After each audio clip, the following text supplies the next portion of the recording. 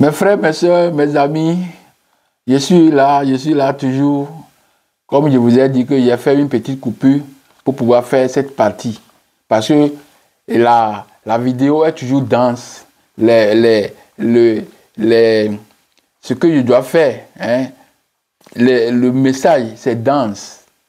Donc, comme c'est dense, qu'est-ce que je dois faire? Je suis en train de couper toujours les messages pour pouvoir avoir un temps pour expliquer beaucoup de choses. Donc, je suis très content et je vous dis merci de revenir pour encore suivre le message.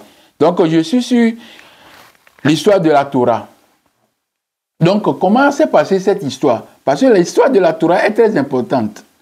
C'est ça qui est la base même de la rédaction de la Bible. Donc, je voudrais vous expliquer cette histoire. C'est une histoire que vous devez graver. Graver dans vos maisons. Graver partout où vous êtes pour vous rappeler de cette histoire. Parce que cette histoire, quand vous ne comprenez pas, nous sommes toujours à côté de la plaque. Donc, mes frères, mes soeurs, c'est une opportunité que Dieu, le cachet, m'a donné pour pouvoir expliquer encore cette histoire pour vous. Donc, quelle est l'histoire de la Torah? Je disais que les gens qui ont quitté l'Égypte, ce sont les Yaoudaïs, ce sont les Égyptiens, qui sont des prêtres, les prêtres qui ont aidé Akhenaton dans sa forfaiture de la théologie atonienne. Donc, après l'assassinat d'Akhenaton, on doit trouver, il y a les successeurs qui sont arrivés. Il faut maintenant trouver à tout prix le moyen d'évacuer la terre sainte, la terre qui est le cerveau névralgique de cette religion atonienne. Donc, il faut évacuer. Donc, Aïe a trouvé le moyen d'évacuer cette population de là-bas. Aïe, c'est un pharaon qui a aussi régné après les enfants de Akhenaton, tout ça là. Lui aussi, il a régné parce qu'il dirigeait déjà le pays depuis. Donc, il est devenu aussi pharaon. Donc, c'est lui qui a décidé d'évacuer ce territoire. Donc, quand ils sont arrivés à Canaan, ils ont renversé, fait coup d'État. Parce que quand je parle de coup d'État, c'est un terme récent. Juste, ils ont pris le dessus de leurs maîtres qui les ont amenés là-bas. Donc, quand ils ont pris le dessus, ils commencent par se déclarer comme si ce sont les contrôleurs du lieu. Donc, ils attaquaient maintenant aux Cananéens. Ils faisaient beaucoup d'exactions. Donc, les Cananéens ont écrit une lettre à Méréta que les gens là qui sont arrivés ici, maintenant, les Apirou, comme tout ça là, les Apirou, les Hikakassou, les Tchassou, parce qu'on connaissait, ce sont les Asiates. Nos ancêtres les appelaient Asiates parce qu'ils venaient de l'Asie. Donc, quand ils faisaient des exactions, nous ne pouvons plus sortir, vous voyez, nous ne pouvons plus sortir de la criminalité. Donc, Méréta est arrivé avec sa troupe pour éradiquer ces gens-là. Et quand il les a éradiqués, ils ont fui. Quand ils ont fui, ils sont partis en Syrie, dans les zones de Syrie. Ils sont allés un peu là-bas. Maintenant, quand ils sont partis là-bas, qu'est-ce qui s'est passé? La Syrie, c'est le royaume. Quand lui aussi, il grandissait, il a récupéré ces gens-là. Parce que la Syrie, les gens qui habitaient la Syrie étaient aussi des Noirs. C'était des Noirs. Comme eux, ils étaient des leucodermes, des Asiates, ils les ont recrutés, et ils les ont récupérés, et puis ils les ont mis dans un endroit, c'est ça qu'on appelait déportation. Donc ils les ont paqués à quelque part. Maintenant, quand ils les ont paqués, ils les contrôlaient. Ils les faisaient un peu d'intimidation. Parce que ce sont des gens pervers. Donc quand ils faisaient beaucoup d'intimidation sur eux, qu'est-ce qui est arrivé? Babylone, qui est à côté d'Assyrie, comme il veut aussi devenir grand, il est parti faire une coalition avec qui? Avec les Médès.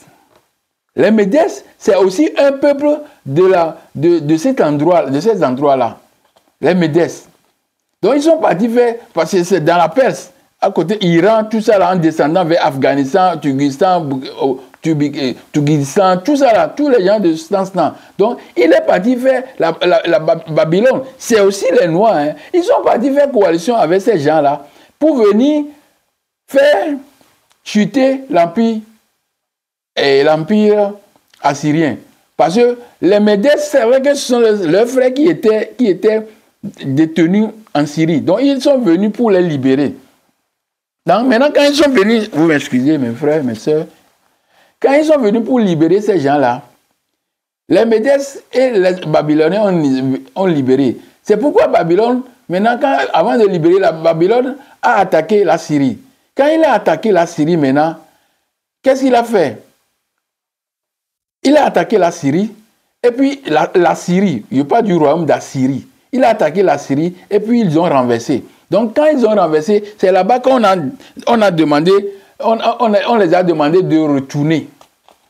Vous voyez? De retourner. Mais ils ne sont pas retournés en totalité. Ils sont restés encore dans le sillage là-bas. Donc maintenant, quand le petit nombre qui sont partis, ils continuent pas à faire encore d'autres bêtises là-bas. Vous voyez? Quand ils faisaient les bêtises, qu'est-ce qui est arrivé? Maintenant, Babylone, comme Babylone aussi est devenu fort, mais Babylone maintenant aussi est venu pour les attaquer. Encore. Pour les ramener encore à Babylone. Donc c'est quand ils sont partis, avant que la Babylone les attaque de nouveau, qu'est-ce qui est arrivé? Comme leurs frères sont venus aider Babylone pour faire coup d'État au royaume d'Assyrie, mais c'est là-bas qu'ils ont commencé par pouvoir rédiger quelque chose.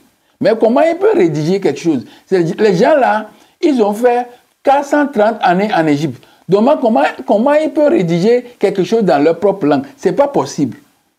Donc ils rédigeaient dans la langue que j'avais montré la fois dernière. Je dis que l'hébreu n'est pas un peuple, mais c'est une langue. La malformation, pas la malformation, le mal parlé de la langue hiéroglyphique, de la langue de nos anciens égyptiens. Comme ils ne parlaient pas bien, c'est cette hybride de langue-là qui commençait par écrire. Vous voyez? Donc, ils ont commencé par écrire un peu à Babylone dans le temps, que maintenant, Babylone maintenant est venu maintenant attaquer encore les autres qui sont partis et font des actions encore là-bas. La Babylone est partie pour les attaquer encore. Et c'est là-bas qu'on a dit que Babylone a envahi, Nebuchadnezzar a envahi la tribu de Juda. Vous voyez? Quand ils ont pris la tribu de Juda, maintenant ils les ont ramenés encore à Babylone pour la captivité encore. Parce que ce sont des gens qu'on doit surveiller. Aujourd'hui, vous voyez comment les gens sont libres dans leur maison, vous venez vous envoyer les bombes, tout ça. Vous comprenez? C'est les mêmes gens, personnes comme ça. Donc, la Babylone les a ramenés encore à déportation. Maintenant, quand ils sont encore à Babylone en déportation, en train de souffrir, qu'est-ce qui est arrivé? Les Médès qui ont aidé Babylone à conquérir Assyrie, ils sont partis maintenant faire coalition avec les Perses. C'est pourquoi on parle dans le récit de Daniel, on parle de Médo-Perse. Médo-Perse. Donc, quand ils sont partis là-bas, qu'est-ce qui est arrivé? Ils ont fait la coalition avec les Mèdes qui étaient alliés de Babylone. Ils sont partis faire coalition avec leurs frères encore. Les Perses sont encore leurs frères parce qu'ils habitent, ils sont là, mais différents de tradition, de culture, mais ils sont pratiquement les mêmes gens. Donc ils sont revenus, ils ont fait maintenant coup d'État, c'est-à-dire ils ont envahi maintenant Babylone. Quand ils ont envahi Babylone, mais je devais vous donner les dates. Les dates sont très importantes. Les dates sont importantes. La première fois, quand ils sont partis en déportation, c'est dans moins 722. Ils étaient partis en déportation en Assyrie, en moins 722. Maintenant, pendant tout ce temps-là, ils sont restés en Syrie. Et maintenant, pour qu'ils soient libérés, pour qu'ils soient libérés, c'est l'intervention de Babylone et de Médès qui ont libéré ces gens-là. Et quand ils les ont libérés, ils sont repartis encore à Canaan pour encore continuer à faire les exactions. Vous comprenez? Donc, maintenant, Babylone est venu les attaquer pour les prendre. Donc, quand est-ce que Babylone est venu pour les attaquer et les prendre encore? C'est en 597 jusqu'à 582. Donc, on parlait de... La première déportation était 722. Maintenant, la deuxième déportation est 597 et 582. Vous voyez? Donc, dans l'intervalle de temps, là, ils sont restés encore en déportation en Babylone. Maintenant, les gens, les Médès, ont fait la coalition avec les Perses, leurs mêmes frères, pour venir maintenant attaquer Babylone et chuter Babylone. Donc, maintenant, quand ils ont chuté Babylone, qu'est-ce qu'ils ont fait? Babylone est tombé en 539. Vous voyez, moi, je suis en train de faire la chronologie. Hein. Donc, c'est la chronologie qui est très importante. Quand la chronologie est bien faite, il y a la vérité. Vous allez voir, vous allez sentir qu'il y a la vérité. Donc, en 539, Babylone tombe. Donc, les gens là sont libérés. Maintenant, quand la Perse et Médès, ils ont fait un. Ils ont fait tomber Babylone en 539. Quand ils ont fait tomber Babylone en 539, maintenant ils ont décidé d'avancer sur Canaan et d'aller maintenant même sur Égypte. Vous voyez? Donc, quand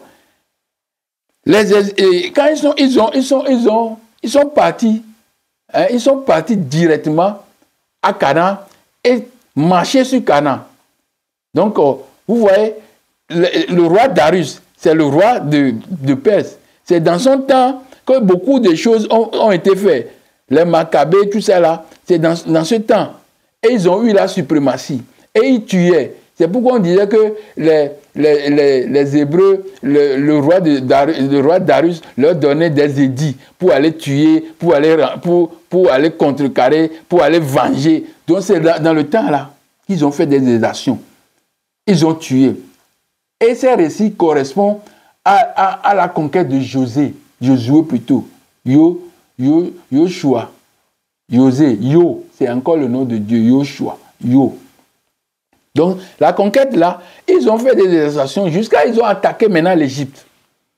Et ils ont attaqué l'Égypte et ils ont fait chuter le pharaon qui est dans la basse Égypte.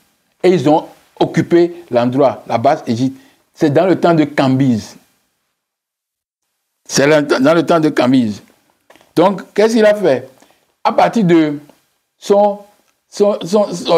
à partir de Perse, Suse, la capitale, Elam, tout ça là, c'est l'Iran plutôt. Donc, à partir de là, ils dirigeaient maintenant l'Égypte. Ils ont dirigé l'Égypte. Et qu'est-ce qui est arrivé? C'est en 539 que Babylone est tombée et ils sont rentrés en Égypte en camp. Ils ont attaqué, ils sont rentrés en Égypte et puis ils ont pris possession de l'Égypte. Et même Cambyse est devenu pharaon de l'Égypte. Vous voyez? Ils sont devenus pharaons de l'Égypte. Donc, c'est la coalition Médo-Perse qui sont partis directement en Égypte pour conquérir l'Égypte. Et cette conquête a été faite au 5e siècle toujours.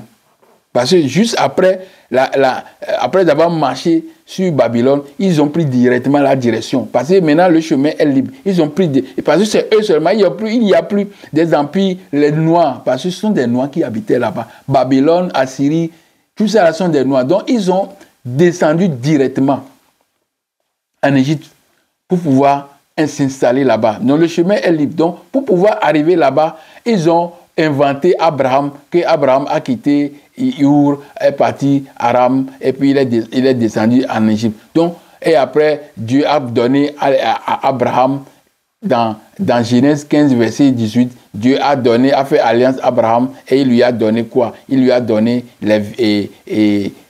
à partir de les fleuves de l'Égypte jusqu'au grand fleuve, vous comprenez? C'est ça, au grand fleuve de l'Euphrate. Parce que maintenant, ils savent que maintenant, ils ont la tonicité, ils ont la force maintenant de marcher. Donc, on a envoyé maintenant Abraham. Ils ont créé Abraham. Pour qu'on dise qu'Abraham a pris ce territoire. Et maintenant, nous savons aussi que dans 2 Rois, versets 24 et 7, Babylone avait pris aussi les parties externes de l'Égypte antique. Et le roi d'Égypte ne peut plus sortir. On nous a écrit ça dans la Bible. Donc, la même possession de l'Égypte antique, c'est ça que maintenant Abraham a pris. Parce que Dieu, leur Dieu, les a fait promesse qu'il va leur donner ça. Donc, qu'est-ce qui est arrivé? Quand ils étaient à Babylone, ils ont commencé par écrire un peu. Mais lorsque le roi Darius a pris Babylone maintenant, ils sont libres maintenant d'écrire. Et tout ce qu'ils vont écrire maintenant, ils vont écrire aussi avec des lettres, des mots d'Égypte antique, et les gens et Darius. Parce que les Perses aussi ont leur écriture, ont leur langue. Donc, les deux vont se mélanger pour écrire la Bible. Pour commencer par écrire la Bible. Maintenant, pour écrire la Bible, qu'est-ce qu'ils ont?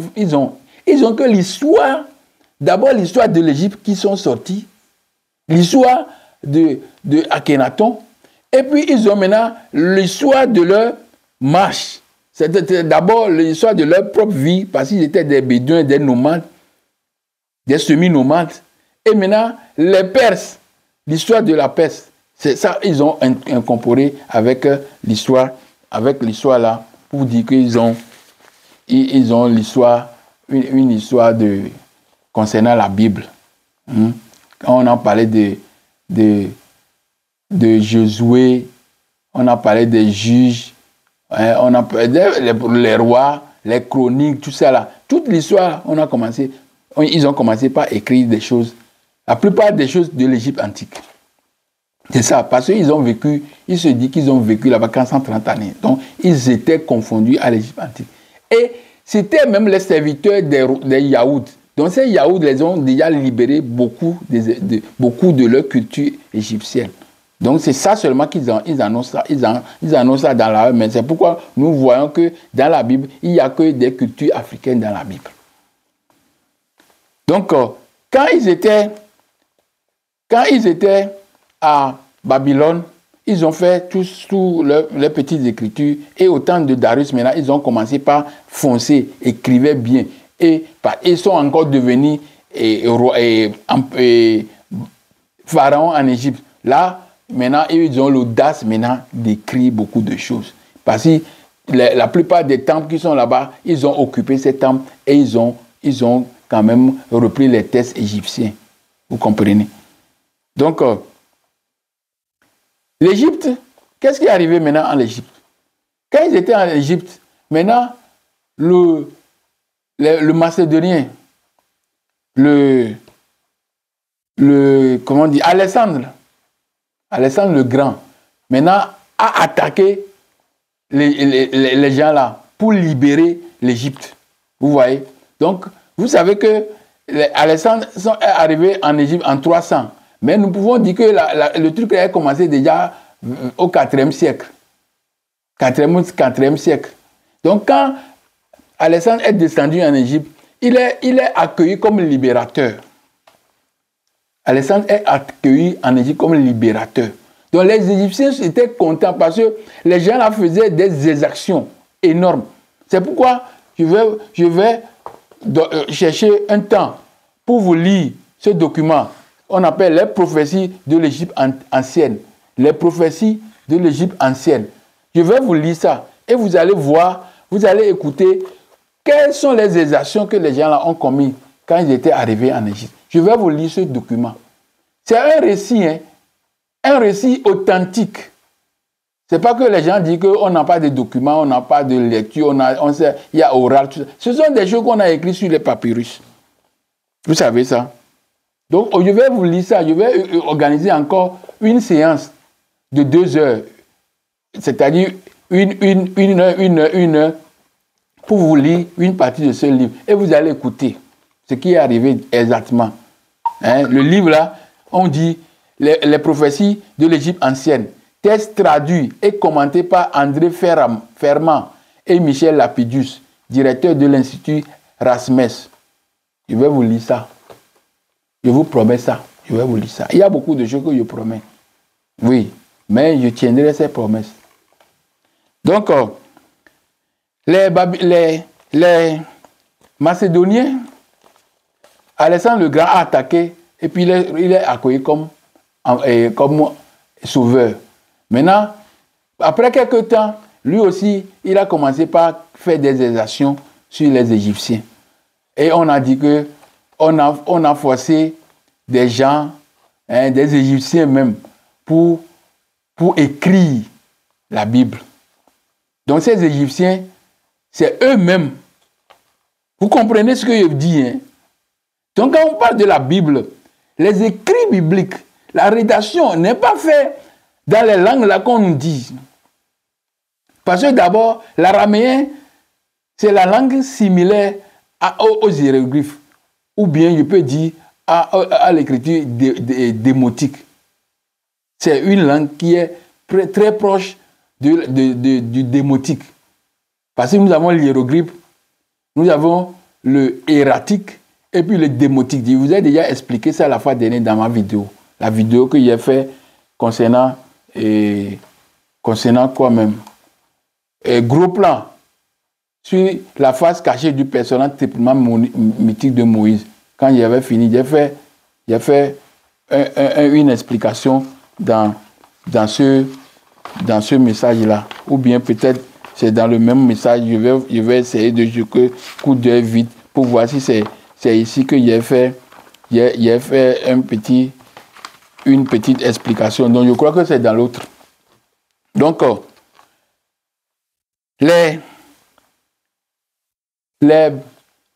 Alexandre a attaqué. Et puis quand lui aussi, il a commencé par...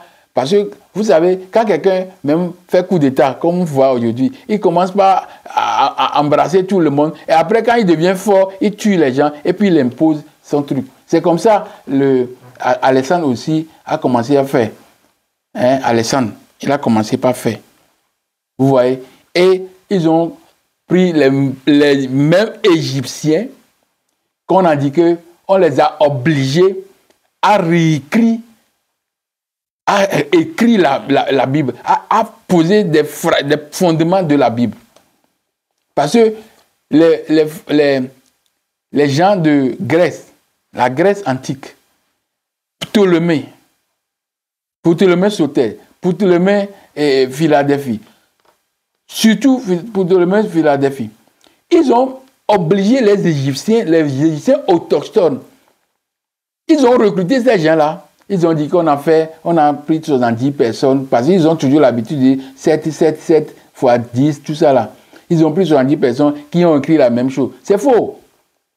Les gens ont été forcés à changer les écrits de l'Égypte au profit de la Grèce antique. Donc c'est là-bas qu'ils ont changé les divinités égyptiennes en divinités grecques. Vous voyez? Donc, dans les années 300 avant Jésus-Christ, parce qu'ils sont rentrés en 332 en Égypte, ils sont accueillis comme libérateurs. Et eux aussi, ils sont devenus des sanguinaires maintenant. Ils vont maintenant imposer leurs lois. Ils vont réécrire l'histoire. Parce que l'Égypte était une terre d'accueil, était une terre d'intelligentsia. Un centre nerveux de la terre, là où se trouve la plupart des choses qui dirigeaient le monde dans le temps là. Donc, eux aussi, ils vont récupérer tout ça là. Maintenant, quand ils sont là-bas en train de faire leurs exactions, tout ça là, maintenant, les Romains aussi ont attaqué les Grecs. Et ils ont aussi vaincu les Grecs. Quand ils ont vaincu les Grecs, directement, ils sont descendus un peu, à partir de 146 avant Jésus-Christ, ils ont commencé par descendre en Égypte jusqu'aux années 70 et surtout 30. Et maintenant, ils ont pris possession de l'Égypte antique. Donc là, quand ils ont pris possession de l'Égypte antique, les Grecs ont déjà posé des bases. Ils ont déjà transformé beaucoup des écritures égyptiennes en grec. Donc, les gens, là, les Romains sont arrivés, ils ont récupéré que tout ce que les Grecs ont fait. Et ils ont pris pour eux. Et après, eux aussi, ils ont changé les divinités grecques en divinités romaines. C'est pourquoi je voulais faire le message là, que je vous appelle. Hein, je vous en prie, allez regarder le message là. Allez regarder le message là. Le patrimoine de l'homme noir au secours de l'Empire romain et de sa nouvelle religion. L'Empire romain avait une religion datant. Et maintenant, ils ont pris une autre religion. Pourquoi? Allez regarder cette vidéo que j'ai faite il y a un moment. Ce n'est pas très long quand même. Le patrimoine de l'homme noir au secours de l'Empire romain et de sa nouvelle religion. Allez regarder ça, mes frères, mes soeurs. C'est très important. Donc, les Romains ont repris totalement tout ce que les Grecs ont déjà fait. Et maintenant, ils commencent par faire les choses selon quoi? J'ai déjà écrit beaucoup de choses sur ça. Donc, je dois vous lire aussi ça, c'est très important. En faisant des exercices sur leur chemin, ils ont marché sur Canaan. Je vais vous lire ça parce que je dois vous lire un peu quelque chose d'abord avant de continuer. Qu'est-ce que j'ai écrit? En faisant des exercices sur leur chemin, ils ont marché sur Canaan en tuant tous les Cananéens. Enfin, ils ont rentré en Égypte en occupant la basse Égypte, la région de Delta. La région de Delta. En 525 avant Jésus-Christ, les Perses ont envahi l'Égypte sous le règne de Cambyse II. Cette invasion marque le début de la domination perse sur l'Égypte. Les forces égyptiennes menées par Pharaon, Sarah Samétique, a été vaincue par l'armée perse. Cambyse, après sa victoire assurée, a pris le titre de Pharaon et a gouverné la basse Égypte depuis sa capitale Suse, en Perse. En Perse. Donc, c'est le petit morceau là que je voudrais vous lire. Donc, dans les textes égyptiens, les gens là étaient bien dessinés dans les tombes, sur les papyrus. Et on a mis des noms sur eux. Ils sont appelés les Amous. Majoritairement, ils sont appelés les Amous. Ce sont des locodermes venant d'Asie. Ils étaient un groupe de gens originaires d'Asie occidentale. On les appelle encore Asiates. Souvent considérés comme des étrangers en Égypte antique et mentionnés dans les textes égyptiens.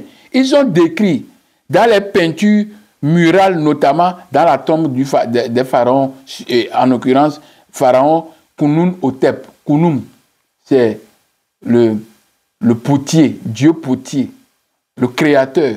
Tu vois, vous voyez, excusez-moi, vous voyez, c'est encore le nom, un théophore en Égypte antique d'un pharaon. Hotep, Khnum-Hotep, père au potier, au Dieu potier.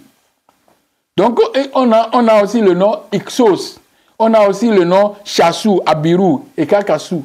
On les connaît, on les a bien notés, bien dessinés. Vous comprenez? On les a bien dessinés. Ils ne sont pas passés inaperçus. Les Égyptiens savaient que d'un jour à l'autre, l'histoire sera renversée. Donc, ils ont pris le temps de faire des injections, même dans les pierres. Si vous me permettez le mot, ils ont fait des impressions dans les pierres. Ils ont fait des graphiques. Ils ont gravé les pierres, écrit dedans, pour que ça serve de preuve pour l'humanité. Les preuves indéniables. Après, on dit que nous, on n'a pas d'écriture. Si on n'a pas d'écriture, comment nous allons écrire tous ces textes de l'Égypte antique? Comment on va écrire ça? Si on n'a pas d'écriture. Vous voyez que les gens sont pervers. Hein? Et ils sont pervers jusqu'à aujourd'hui. Ils n'ont jamais changé. Donc, les Romains ont occupé, ont pris, ont fait un transfert de technologie directe, transfert d'idées, transfert d'intelligentsia directe. Et puis, ils ont placé ça selon leur paradigme romain. Vous voyez? Donc, les Romains ont maintenant la nouvelle religion. Qu'est-ce qui va se passer? Ils ont cherché maintenant à aider cette religion parce qu'avant, ils étaient chassés.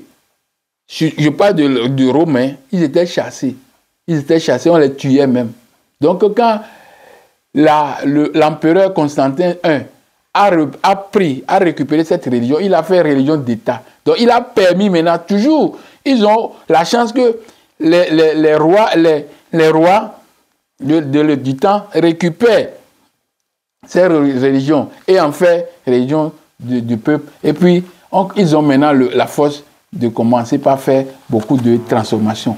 Donc, ils sont retournés encore en Égypte pour reprendre, pour exiger aux Égyptiens de faire la relecture selon leur propre ordonnance. Ils ont demandé maintenant pour qu'on change les choses. Donc, ils ont récupéré beaucoup. Ils ont brûlé maintenant les temples. Ils ont brûlé les bibliothèques. Tout ça là, ils ont brûlé. Vous comprenez? Ils ont brûlé tout ça. Parce qu'ils ont récupéré tous les documents, ils ont brûlé.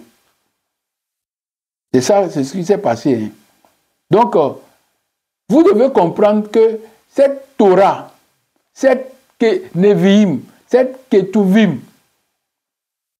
tout ça là était écrit par les Égyptiens propres. Parce que c'est eux qu'on a envahis, c'est eux qui détenaient la force mythique des choses, qui détenaient la force mentale, spirituelle, de tout ce qui est. C'est eux qui détenaient ça. C'est seulement eux qui peuvent transmettre les choses. Donc, on a forcé les Égyptiens d'écrire, de réécrire les choses dans leur propre, maintenant dans leur langue. Et en écrivant ça dans leur langue, ils ont fait comme si maintenant ça leur appartient. Vous comprenez? Les choses qui sont pour autrui, il les prend, il les appartient. Donc, nous avons l'hiéroglyphe. Je vous ai déjà montré dans ma vidéo, la première vidéo que j'ai faite, je vous ai montré ça dedans, que ils étaient déjà où? Les hiéroglyphes étaient dans la grotte de Lovo, en République démocratique de Congo. Les lettres de l'alphabet hébraïque étaient déjà là-bas. Et nos ancêtres ont quitté là-bas, parce que c'est une migration. Il dit que nous sommes toujours en migration. Ce n'est pas la migration de Ibraï, c'est-à-dire les Hébreux, comme on dit Ibraï, les Hébreux, Hébreux, les traversés. Non, on ne parle pas de ça. Les gens là ont quitté là-bas à cause de la faim, parce qu'ils étaient dans les montagnes, il n'y avait rien. Ils ont quitté là-bas à cause de la faim. Et on les a accueillis, on les a nourris, et puis après, ils nous ont envahis et tués. Vous comprenez? Donc, quand ils sont arrivés, parce que je vous ai déjà fait là une bonne démonstration, avec des dates précises. Ils sont sortis de l'Égypte au XIIIe siècle. À partir du XIIIe siècle, alors, ils commencent par aller, et puis ils sont revenus après. Avant de revenir maintenant, ils sont revenus avec beaucoup des actions. Et ils ont pris l'Égypte. Et ce sont les Égyptiens qui ont écrit l'histoire. L'hiéroglyphe était égyptien. Après, on nous dit qu'il y a les ératiques, c'est égyptien. Démotique, c'est égyptien. Copte, c'est égyptien. Araméen, c'est égyptien. Vous comprenez? Vous comprenez ce que je vous dis? Même les ancêtres des Grecs et les ancêtres des Romains étaient des Africains.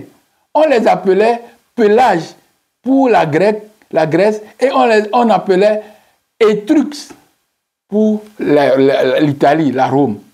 Vous comprenez? Après, les gens là sont descendus de la montagne pour nous envahir. Et ils ont pris tout ça là.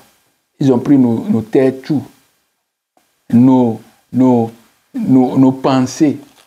Tout ce que nous avons fait. ils ont tout pris. Et après, il dit que nous, on est zéro. C'est pourquoi j'ai encore un livre que je dois vous lire aussi, mais je n'avais pas ça ici. Je n'avais pas ça ici, c'est là-bas. Le voyage en Syrie et en Égypte de qui? J'oublie encore le nom. J'ai oublié le nom, mais je vais me rappeler le nom au cours de l'étude, si je me rappelle de nom. Si le voyage en Syrie, le voyage en Syrie et en Égypte. Vous voyez? Donc, j'ai oublié l'auteur. Ça m'a échappé un peu, mais je crois que ça va venir. Donc, voilà l'histoire que j'ai fait sur maintenant la Torah. Donc, vous devez savoir que la Torah, vous devez savoir que Tanakh, la Bible hébraïque, n'est pas écrit en hébreu. L'hébreu qu'on a utilisé pour écrire cette Bible, c'est la déformation de l'hiéroglyphe. Donc, les gens, les experts ont déjà décrypté tout ça là. Toutes les langues sont sorties de l'hiéroglyphe. Toutes ces choses sont sorties de l'hiéroglyphe. Vous comprenez? Donc, maintenant, je vais passer sur le point 2. C'est aussi fondamental, le point 2. Donc, le point 2, c'est l'histoire maintenant de la Bible chrétienne. Je viens de finir avec l'histoire de la Bible et de Torah hébraïque. Maintenant, on va faire l'histoire de la Bible chrétienne. C'est aussi l'objet du jour. C'est l'objet. Donc, la Bible chrétienne, par contre, est composée de deux parties principales. Il y a l'Ancien Testament et le Nouveau Testament. L'Ancien Testament reprend les textes de la Bible hébraïque, Tanakh, qui raconte l'histoire du peuple juif et ses relations avec Yahvé, le Dieu, pas Dieu du monde, pas Dieu, le créateur du ciel et de la terre. Il a déjà fait j'ai promis encore de faire une autre. J'ai déjà fait un test que je dis, j'ai déjà intitulé ça « Comment le Dieu de Sem, Yahvé, Adonai, Elohim, Allah, est-il devenu le Dieu créateur? Que s'est-il réellement passé ?» J'ai fait ça. Allez relire, allez regarder plutôt cette vidéo. Comment le Dieu de Sem, Adonai, Elohim, Allah, Yahvé, est devenu le Dieu créateur. Que s'est-il réellement passé? Et je vous ai promis que je ferai encore un message qui sera intitulé « Le Dieu invoqué à l'Afrique intérieure n'est pas le Dieu plutôt évoqué dans la Bible n'est pas le Dieu invoqué dans l'Afrique intérieure. Et même au-delà de l'Afrique intérieure, sur toutes les régions de la terre, le Dieu de la Bible n'est pas le Dieu invoqué à l'intérieur de l'Afrique et dans les régions qui est sur la terre tout entière. Donc j'ai promis ça. Et j'ai promis de vous lire aussi ça. Tout ça là va venir. Donc, je continue. Et le Nouveau Testament, quant à lui, contient les récits de la vie, enseignement de Jésus, ainsi que les lettres des apôtres qui relatent les débuts de l'Église. Les textes de l'Ancien Testament ont été écrits en hébreu et en araméen. Parce qu'ils ont l'habitude de dire que les textes sont écrits en hébreu, en hébreu, en hébreu, en hébreu. Mais les gens là même ne parlaient pas hébreu. Même en Israël actuellement, on parle la langue qu'on appelle Yiddish. Avec des mélanges comme ça, et puis on dit que c'est hébreu. Non. Je vous ai même montré que les Sémites, Sem n'a jamais existé. J'ai déjà fait une vidéo de quelques dizaines de minutes pour vous montrer, par des versets bibliques, que Sem n'a pas existé. Si Sem n'a pas existé, c'est l'hébreu qui va exister. Et j'ai dit que l'hébreu n'est pas un peuple, mais c'est une langue. Et c'est vrai comme ça. Ce n'est pas un point de vue, c'est une analyse, c'est une production. Ça découle d'une analyse profonde que je vous dis. Que l'hébreu n'est pas une langue, n'est pas un peuple, mais plutôt une langue. Donc, les textes de l'Ancien Testament ont été écrits en hébreu et en arabe. Quand on dit hébreu, je mets toujours point d'interrogation. Parce que tant qu'eux-mêmes, ils ne parlaient pas hébreu, même au temps de Jésus, comment ils peuvent écrire? Comment? Ils vont écrire comment? Je vais vous lire un texte après pour pouvoir comprendre ce que je suis en train de dire. Donc, je rappelle que les chrétiens, je rappelle que pour les chrétiens, l'Ancien Testament est le pédagogue, est une préparation à l'avènement de Jésus, considéré comme le Messie tant annoncé par les prophètes. Quand nous lisons Galates 3, verset 24, ainsi, la loi a été un pédagogue pour nous conduire à Christ, afin que nous fussions plutôt justifiés par la loi. Le Nouveau Testament est écrit en grec. C'est comme ça, on dit. C'est normal. Parce que c'est les Grecs qui ont occupé le terrain et ils commençaient par traduire, changer le truc. Ils ont commencé par traduire, changer. Mais les Romains sont venus pour finir. Parce qu'eux, ils sont là jusqu'aujourd'hui. À l'heure là où je vous parle, ils sont encore là. Vous comprenez? Donc, ils ont beaucoup changé des choses à leur profit. La question est toujours posée. Qui ont commandité la rédaction du Nouveau Testament et pourquoi? Quel est le but? Comme j'ai fait la même démarche pour la Bible hébraïque, je fais la même démarche pour la Bible chrétienne. La réponse est la même. Le Nouveau Testament n'a pas un seul auteur, mais plusieurs. Il est composé de différents livres, écrits par différents auteurs, principalement au cours du 1er siècle de notre ère. Quand on parle du 1er siècle, c'est juste après l'avènement de leur Jésus céleste. Oui, parce que ce n'est pas un événement terrestre, c'est un événement céleste. Quand nous lisons Apocalypse verset 12, nous allons comprendre ça. C'est un texte astrologique qu'il faut décrypter. Ce n'est pas affaire de Jésus, corps, chair, venu mourir sur nous, pour nous sur la croix. Non, ce n'est pas affaire de ça. C'est un événement céleste qu'eux, ils ont interprété et caractérisé et créé des structures pour le mettre comme si c'est un événement terrestre. Vous comprenez? Donc, ces événements même sont déjà écrits sur les papyrus. C'est pourquoi on retrouve tout ça là. Tout l'Égypte, on retrouve dans leur Bible, que ce soit hébraïque ou bien que ce soit chrétienne. Donc la réponse reste la même. Le Nouveau Testament n'a pas un seul auteur, mais plusieurs. Il est composé de plusieurs différents livres, écrits par des différents auteurs, principalement au cours du 1er siècle de notre ère. Les auteurs les plus connus ont rapporté aussi les écrits d'autres auteurs. Parce que le Nouveau Testament, ce sont des auteurs, ce sont des paroles répétées, relayées par des auteurs inconnus. Parce que lui, là, vient, il copie, il dit, il a dit, selon, c'est comme ça qu'ils ont écrit ça. Ils ont écrit le Nouveau Testament. Donc, des auteurs anonymes, inconnus. Et certains livres, comme Épîtres aux Hébreux, sont des auteurs inconnus. Quand on parle des épîtres comme ça, on dit épîtres de Paul. Les épîtres sont des trucs inconnus. Ce sont des auteurs qui sont restés dans l'anonymat.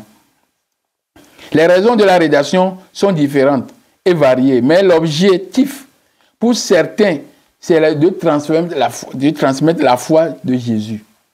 Je dis que l'affaire de Jésus là, c'est un événement céleste. Ce n'est pas terrestre. Jésus n'est jamais descendu sur la terre. Jamais. Tout ce qu'on nous a écrit comme ça, que Jésus est noir, tout ça là, que nous répétons aujourd'hui même, Jésus n'a jamais existé encore. Il a existé dans les nuages. C'est un événement, c'est un message céleste, comme l'équinos, quand il a dit que message céleste.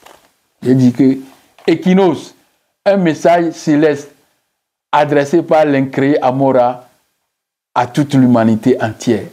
C'est le même message qu'on a fait à travers Jésus. Quand vous lisez Apocalypse 12, Demandez qu'on vous explique ça. Ceux qui sont forts pour expliquer, demandez-leur, ils vont vous expliquer. Donc, je continue. Les raisons de la rédaction sont différentes et variées. Mais l'objectif, pour certains, c'est de transmettre la foi de Jésus. Théorie, il y a quelqu'un qui a écrit le livre, il y a aussi ça là-bas. Théorie de Jésus, sur Jésus. Offrez. C'est un écrivain qui a écrit ça. Je vais vous lire ça avec le temps. Pour d'autres, c'est de sauver le pouvoir impérial. C'est l'importance, mais c'est de sauver le pouvoir impérial de Constantin Ier qui était presque à l'agonie. Et il trouve dans cette nouvelle religion le moyen le plus sûr d'endoctriner les peuples envahisseurs, même son peuple et les peuples envahisseurs, en les mettant à adorer un Dieu de paix, un Dieu d'amour, un Dieu de repentance, un Dieu omnipotent, omniprésent, omniscient, que j'ai déjà fait un message que j'ai intitulé quoi? Qu'est-ce que j'ai dit dans le message? Pourquoi tant de doutes, tant de contradictions dans celui qui est omniscient et transcendant? Ils ont créé un Dieu omniscient et transcendant, mais dans ce Dieu, il y a du doute. Pourquoi? Allez regarder cette vidéo. C'est riche. C'est riche en informations. Ça va vous aider, les endoctriner. Bon, le moyen le plus sûr, pour soumettre son peuple à l'adoration d'un Dieu de paix, Dieu de quoi, etc., que je viens de dire. Et d'après Karl Marx, la religion, c'est une opium du peuple, un moyen d'endormir les masses et de les détourner de leurs conditions matérielles d'existence. C'est ça. C'est l'effet drogue, opiumnime, effet de drogue, de l'opium que nous avons encore aujourd'hui. Les chrétiens sont dans les églises, tout ça là, et ils peuvent prier, et au lieu qu'ils soient en action pour contribuer à l'avènement de l'homme, ils sont partis pour s'endormir. C'est ça. L'objectif premier, c'est d'endormir le peuple, de l'endoctriner, de le rabaisser, de le contrôler, de le manier, de lui créer un Dieu sanguinaire qui est prêt toujours à les tuer quand ils sont à gauche. Quand on ne dit pas d'aller à gauche, tu pars à gauche, à droite, on te tue là-bas, direct. Le Dieu te tue. Le Dieu Yahvé va te tuer. C'est comme ça. L'histoire de la Bible chrétienne. Maintenant, on va faire l'histoire. L'histoire de la Bible chrétienne est différente de l'histoire de la Bible hébraïque parce que c'est déjà posé. La base est déjà posée. La récupération des choses de la Grèce antique a été faite. Quand on parle de la chrétienté, on parle de la nouvelle religion pour les Romains. La nouvelle religion romaine est la fusion de la religion des chrétiens juifs hellénisés et celle des Romains. Les Romains ont envahi progressivement la Grèce à partir de 146 avant Jésus-Christ et ont achevé avec la prise de l'Égypte totalement en l'an 31 avant Jésus-Christ.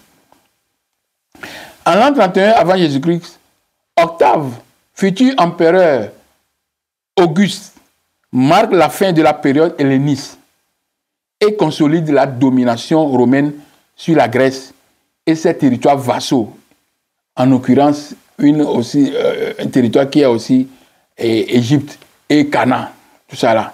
Ainsi, tout ce qui appartenait à la Grèce antique est passé directement aux Romains. La Septante, écrit entre le 3e et le 2e siècle avant Jésus-Christ, à Alexandrie en Égypte. Donc la Septante, la Bible grecque, elle est écrite en Égypte, à Alexandrie. Quand on a écrit quelque chose chez nous, là-bas, et c'est nous-mêmes qui ont écrit, on va écrire ça dans quelle langue? Je vous pose la question, essayez de répondre. On va écrire ça dans quelle langue? Donc, la Septante, écrite entre le 3e et 2e siècle, avant Jésus-Christ, à Alexandrie, en Égypte, est passée directement de la main dans la main des Romains. Les Romains, en donnant à leur empire la nouvelle religion, ont hérité les livres sacrés de base de la nouvelle religion grecque. Parce que pour les Grecs aussi, c'est une nouvelle religion. En plus de ça, le livre sacré de la base, en plus de ça, ils ont non seulement adopté les écrits aux traditions de leur peuple, mais aussi ils ont ajouté à ce livre sacré un deuxième livre dénommé Nouveau Testament. Contrairement à la Bible hébraïque, qui a conservé l'histoire, les rituels. Pardon, écoutez, c'est bien ici. Contrairement à la Bible hébraïque, qui a conservé l'histoire, les rituels religieux égyptiens, les patriarches et les lois divines de leur Dieu tribal, la Bible chrétienne, quant à elle, s'intéresse, ou bien s'est intéressée aux sacerdoces égyptiens, en l'occurrence, les histoires théologiques du dieu Osiris. Et aussi des divinités égyptiennes, à savoir Isis, mère de Dieu, Horus, dieu des pharaons, Sarah. C'est pourquoi nous trouvions plein de textes qui font référence au jugement de la vie. C'est-à-dire, on voit des textes qui font référence à l'immortalité de l'âme, à la résurrection, au jugement des morts, à la vie éternelle, tout ça là. C'est pourquoi on a tout ça là. C'est en Égypte antique que tout ça là se trouve. Vous comprenez? Donc tous ces textes égyptiens sont directement plagiés de facto par la Bible chrétienne.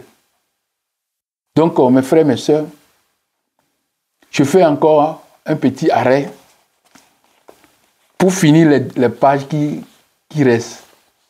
Donc je vous invite encore à attendre pour la fin de cette deuxième partie. Donc qui va encore nous prendre quelques heures. À tout à l'heure.